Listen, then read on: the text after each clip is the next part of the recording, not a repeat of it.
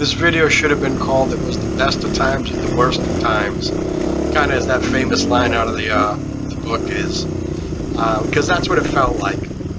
I've been in Pachaug 3 or 4 times with DRZ and Mike and a few other people, and always found it to be a relatively easy place to ride, or a fun place to ride. Let's put that down. Easy is the right word, but maybe parts like you're seeing right here were a little rocky, a little climb, but a lot of open, almost not quite a road, but like what you're looking at here, just kind of, I don't know, wide single track, if that makes sense. Maybe single track, I guess, but you get the point where it's not like super technical. But on this day, I guess it's the time of the year you ride this place. We'd always gone in the summer, and this is still spring, and it's wet. It was nothing but water and bogs. We spent the whole day, or most of the day, trying to get through or around water that was just covering the trail. There's some harder single track stuff. There was a hero section that DRZ took me through that I probably shouldn't have done, or definitely shouldn't have done. Look at the water. At the end of the video, or at about 50-mile mark of the ride, by that time I was used up. I mean, 35 miles was great, but after that it got to be a drain. And then the hero section just about ruined me.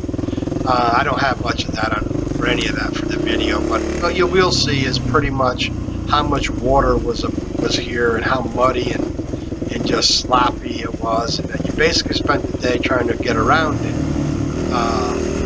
without having to slog through it. But really, it was a lot of fun. It's great. There's some really interesting sections in here with the mud where people, you know, including myself, can't get through. I mean, look at DRZ. He stopped kind of in the middle. I think he's telling me to stay on one side or the other.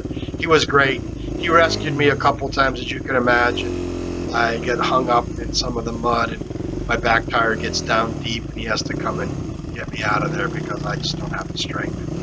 But in general, we rode well. He rode great, obviously. It was a lot of fun. I just wish I cut it a little shorter. You know, 50 miles would have been plenty for me without the hero section. Instead of, I mean, we had to do more than 75 in the hero section. At least it felt like it. But, I mean, look, you're seeing what it's kind of like. Those guys are smart. They stayed to the left. I stayed to the right. I'm a little harder on this side. We didn't know where we were. Plus, they're obviously way better riders. So it's a grind. It's interesting. It's fun to watch, and I hope you enjoy it. That brings me to what I've been doing of late on these videos. And that's to tell you a story about some famous rock and roll person that or act that we promoted with the 80s when we had the bar. This story is actually about we had control of a venue for a year or so called it was the hotel, but it had a thing in it called the Lincoln Plaza. We named the restaurant bar that we were able to book shows in the Forum, so it went by the name the Lincoln Plaza Forum, and it was a great venue. It was like a Las Vegas show. It must have been built in the 50s. It was part of a hotel, but it had those big plush booths with tables where you could sit like 13 or 15 people in one booth, you know, like big round semicircle. And it was a beautiful venue. I mean, it was really nice. The hotel was kind of passe, probably not, you know, 4-star anymore, but in its day it probably was considered 4-star. But they weren't doing a lot of business, so they were more than willing to have us put big shows in there and get their profile up. And we were happy to have it. We had control of the bar, so we would, you know, make money off of, you know, drink sales and whatever. And also had the venue, which was not huge. I think it held, according to the articles I read recently about it when we did it, because I don't remember how many. It looks like it held between 600 and 700 people, probably. So it was able to put oversized acts in there because we weren't paying any rent, and we had, you know, we're making money off of the beverage sales, so we were in great shape. So we were like, cool, this is going to work out. So we would put oversized acts in there. We put like B.B. King in there, Sam and Dave. I can't remember everybody. As I tell stories, I'm sure someone will come up, but this particular story is going to be about the night we were doing a concert with Roger McGuinn, who was going to open for David Crosby.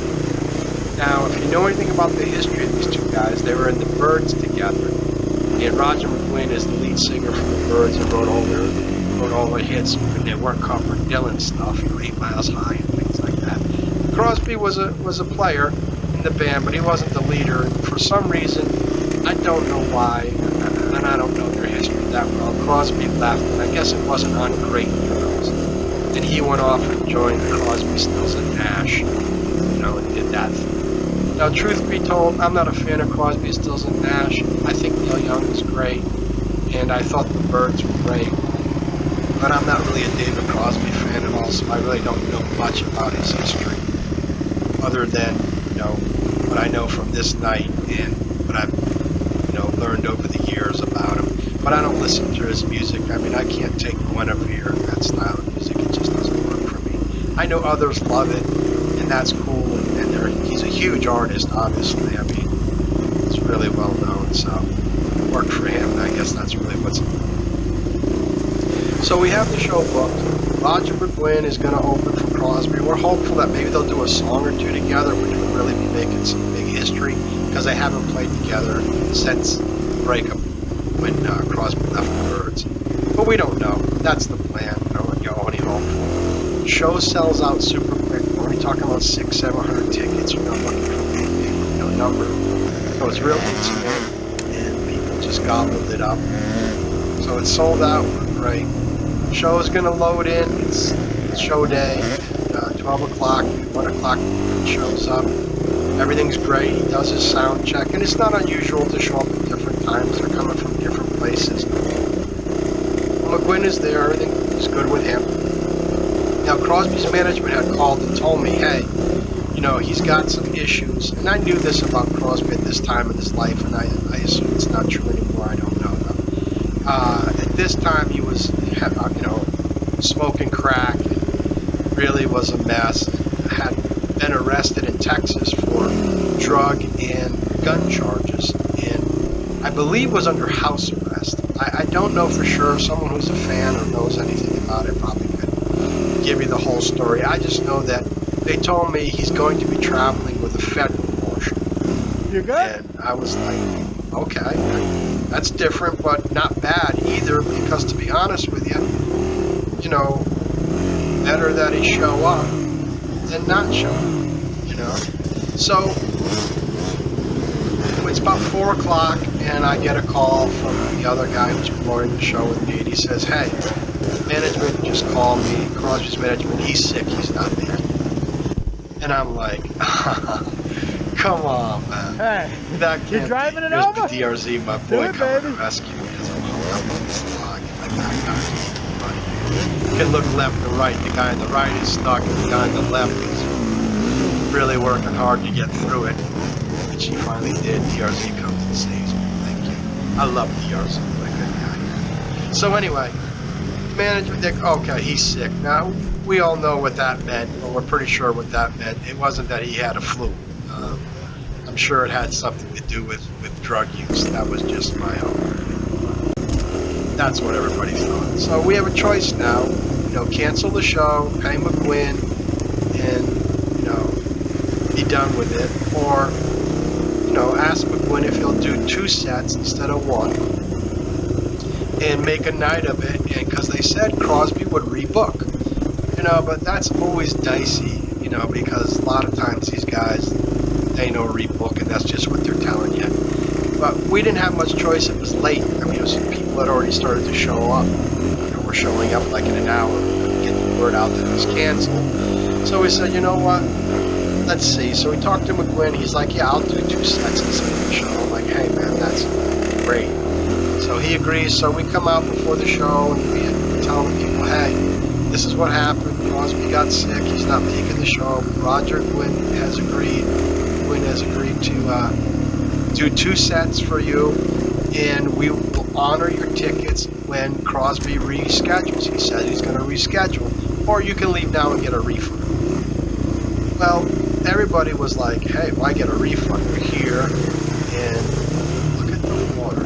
It's, it's Roger McGuinn still. It's not like some opening act you never heard of. And so he stayed, they all stay. I don't think we had a refund. Maybe we had 1 or 2, but I really don't remember any. and everybody stays, and McGuinn puts on a killer show. Really did a great job. He's a true talent. He's a true pro. He knocked it out. And people were really, really happy. And then we're happy because, hey, if Crosby rebooks, we're in good shape. You know, this show was successful. We don't have to sell the second show. It's already sold. These people will come back, and we'll make, you know, decent money because we have the bars. So, okay, cool.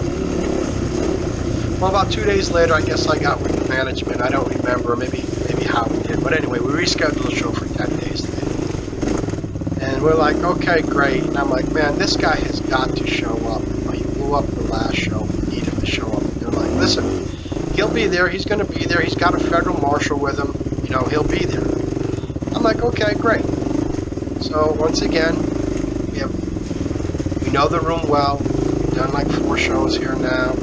Got it dialed in. We have a great sound man. Kenny Phillips was running our sound. It's Robin Williams, our sound man, and Reba McIntyre and others. So pro's pro. The room's dialed in. It's super intimate and just really a beautiful, beautiful setup to see a concert. I mean, if you were a fan of David Crosby, this is your dream. It's like you're playing in your living room for crying out loud. So everything's going well, and you know that I don't tell these stories unless things go sideways, so you can bet here it comes. Anyway, the doors were supposed to open, I think, 7, maybe 8 o'clock. I don't remember exactly, but Crosby showed up like maybe 2 hours before, which is typical, and he does have a federal marshal literally handcuffed, you know, like with a chain between. Not like super close, but like maybe you get a foot chain between him, a foot or two. But I mean, he's not going anywhere without this guy. And I'm like, oh man, that's crazy. But great. I meet him. Everything's great. Everybody's doing well. You know, how was your ride up? Blah, blah, blah. And so we send him up to the hotel rooms. I don't remember. I know they must have had adjoining suites or something, but they did have separate suites or rooms. I don't remember. They weren't staying in the same room. So that goes on. Jeffrey, my one partner, is the bartender. He runs the bar, so I don't remember if he was serving or just he's running that. Shelby, my other partner, is just kind of running around, always like taking care of this and that and the other thing. He was great. He was handy. So if it was like, who knows what needed to be done, he was the go-to guy to do it. He was great at it. I was more the guy mingling and making sure that, you know, everybody was happy, staff-wise or, you know, band-wise or sound man-wise or whatever. I really did. I had the best job in my opinion. I booked the talent and pretty much got to sit back and enjoy the show, the damn show, unless things like this happen. So I'm down at the Forum bar, and the hotel, it's connected, but you know, you can imagine it's not right in the center where the elevators drop down. So all of a sudden, Shelby runs up and grabs me and goes, hey, you better come with me. There's an issue. And I'm like, what's the issue? Because I don't know, one of the Intervision guys told me there's something with Crosby that I needed to get up there. Now, my mind usually goes to this guy wants, you know, like, you know, where's my whatever, hors d'oeuvre or whatever. That's, you know, kind of junk you're used to dealing with. So I walk up there, and I'm standing waiting for the elevator to open, and don't you know, the elevator opens, and Crosby's standing next to the federal marshal, and he's weaving. I mean, staggering, weaving, slurring his words. And I'm like, what in the world is going on? And now he's got his tour manager with him and the cop, or marshal. And I turn to Marshall, I go, how is this possible? I said, you're with him. He's under drug indictment. How is this possible? This guy is trashed. And he looks at me and goes, he's got a prescription for Dilaudid. I'm like, you mean the Dilaudid that they give you, like if you're going to die and you're on hospice and they don't want you to feel anything? Totally blotto your brain, your body? He goes, yeah. I go, how can that be? Lick his snot. And then he goes, hey, because he's got a prescription for it, I can't make him not take it, or not let him take it. I look at the tour manager, I go, listen man, cancel the show. He's like, no, don't do that. I go, what do you mean, don't do that? This guy is out of his mind. He's he's going to fall on his face in front of this crowd, and you're going to have to go up and scoop him up. It's going to be a fiasco. I said, I can't have that. This venue's been really good to us. I can't have it. He goes, listen, it's not going to be a problem. I'm like, really? He goes, yeah. He goes, you'll see. There's not going to be a problem. I'm thinking to myself, yeah, right. So I go, hey, he's here. It's sold out. I guess we're going to have a concert. It's going to be epic for sure, because I'm thinking it's going to be one of those concerts. Talk about, you know, the guy fell off the stage and took a header, and that was the show. So they walk him down to where the backstage, you know, it's behind the stage. We walk up a set of stairs, and the curtains pulled. It's like a big theater kind of setup. And all we have set up for him is a chair. And I believe, according to the review, there was a piano. I guess there was a piano there too. I don't remember that. Isn't it funny? I don't remember the piano. But I surely remember the chair in the middle of the stage. That is it. There's a chair. So there's no one there to bail him out. There's no one there to step in and kind of, you know, fix things if they get sideways. Nope. It's this dude on a stool. They literally pick him up by under his arms, walk him, you know, staggering to the chair. They set him down on the chair. They throw the guitar over him, and he's sitting there. And they come back, and I'm looking at this, and I'm like, this is going to be a fiasco of the highest. This is not going to go well. I'm looking at Shelby going, this is really bad. I just knew this dude was going to take a header as soon as that curtain. So he's sitting there. I signal the guy, open the curtain. They open the curtain, and of course it's got just a big spotlight on him, this little backlighting, but basically a spotlight on him. The spotlight hits this guy, no exaggeration. It's like a switch gets flipped. He all of a sudden goes into completely coherent mode. I'm not even kidding around. I was like, wait a minute. He's talking, not slurring his words. I mean, guitar is a pretty, you know, you gotta be dexterous to play guitar. It's not gonna be easy if you're trashed. He starts playing the guitar, singing, and it's like he's totally sober. Now, I know he's not sober. Here's the funny one. I went online today to see what people had said about it, because, you know, the amazing thing about the internet now is you can find almost anything. And there's a guy who did a review of this concert, tape, and will either sell or give you a copy of the tape he made. He was sitting in the front row, I guess, with some sort of little tape recorder or something. He taped it. He says the quality's good, but here's the comedy of it. He goes on to talk about how when the show got canceled the first time with the Wind, that he knew it was drug related, and everybody knew that Crosby was on crack, and everybody knew, you know, blah blah. He didn't believe he was sick. He was sure he was drugged up, and that's why he didn't do the show, which is exactly what we thought. But here's the killer. He goes on to tell, oh, it wasn't true. I saw him 10 days later. That's this show. He was totally sober. He played great. He was pitch perfect. He wasn't slurring his words. Everything that guy said was true. That's how it came across. But the reality was, you were with him, Crosby, 10 minutes before, you knew he was out of his gourd. So I, to this day, can't explain to you how this guy was able to shift gears like that. The manager said it would happen. I didn't believe it. I'm like, there's no way. I've been around it. You probably have been around it. You don't just flip switches like that. At least I've never seen it. Drugs, no one would ever get caught for DUI or anything, right? You'd be like, oh, I'm sober now. I don't know what this guy had in his makeup or how he did it. The truth is, he did it, and the people in the audience who didn't see the situation, like the guy did in the review, would have bet you $1 million he was sober. And I'm telling you, he was anything but sober. He was whacked out on Dilaudid, which is a heavy narcotic. And he did the show. Matter of fact, this guy mentions him moving over and playing the piano piano, I'll be honest with you, I don't remember that. I thought he sat in the chair the whole time, but he's got a tape of it, so obviously he got up and went to the piano. I don't remember him getting up. Oh, nice, I just fell.